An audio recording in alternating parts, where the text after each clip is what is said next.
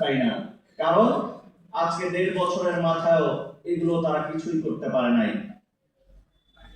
আজকে অন্তর্বর্তীকালীন সরকারকে তো একটি যেন তেন নির্বাচন করার জন্য ক্ষমতায় বসানো হয় নাই, ঠিক কিনা ভাইরা?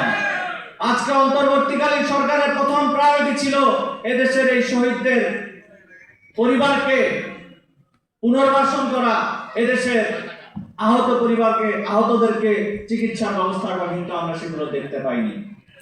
আমরা দেখেছি যার কারণে এই জুলাই জনতার রক্তের উপর দাঁড়ানো সরকার প্রতিষ্ঠিত থাকার পরেও জুলাই যারা কায়েম করেছে সেই জুলাই জনতার উপরে এখনো সেই স্বৈরাচারের দোসররা এখনো হামলা এবং মামলা করার হুমকি ধামকি দেওয়ার সাহস পাচ্ছে। আমরা বলতে চাই যে জুলাই জনতা এই 16 বছরে সমস্ত ফ্যাসিবাদকে 16 বছরে কায়েম হওয়া এই স্বৈরাচারকে মাত্র 36 দিনের মাথায় পদত্যাগ করতে বাধ্য করেছে, ভারতে পলায়ন করতে বাধ্য করেছে।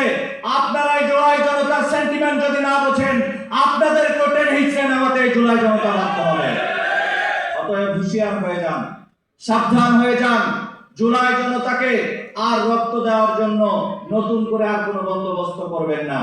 সর্বশেষ বলতে চাই, এদেশ স্বাধীন করার জন্য যে লক্ষ্য এবং উদ্দেশ্য নিয়ে 1971 প্রতিষ্ঠিত হয়েছিল, 2024 প্রতিষ্ঠিত হয়েছিল, সেই আগ্রাসন বিদেশি প্রভুদের তাবেদারি বাংলাদেশে আর চলতে দেওয়া হবে না ইনশাআল্লাহ।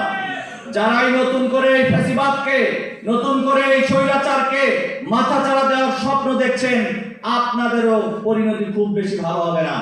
এজন্য আমরা সর্বশেষ বলতে চাই, জুলাই জনতার অন্যতম একটি আইকন ছিল আমাদের শরীফ ওসমান হাদি।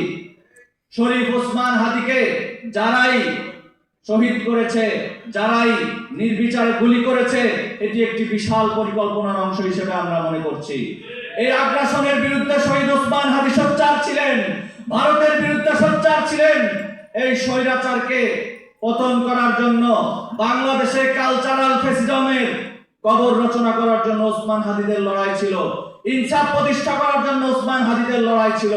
আজকের এই প্রোগ্রাম থেকে স্পষ্ট করে বলতে চাই, শহীদ ওসমান হাদিরা যেই কালচারাল ফ্যাসিজমের বিরুদ্ধে, ভারতীয় এবং আমেরিকান আগ্রাসনের বিরুদ্ধে, চাইনিজ আগ্রাসনের বিরুদ্ধে লড়াই করেছিল, আবারও যদি এই লড়াইয়ে আমাদের রক্ত প্রয়োজন হয়, জীবন প্রয়োজন হয়, আমরা জীবন দিতে প্রস্তুত, রক্ত দিতে প্রস্তুত। তবুও বাংলাদেশকে, বাংলাদেশের স্বাধীনতাকে, বাংলাদেশের সার্বভৌমত্বকে আর কোনো বিদেশি প্রভুদের তাবেদারি করতে দিব না ইনশাআল্লাহ।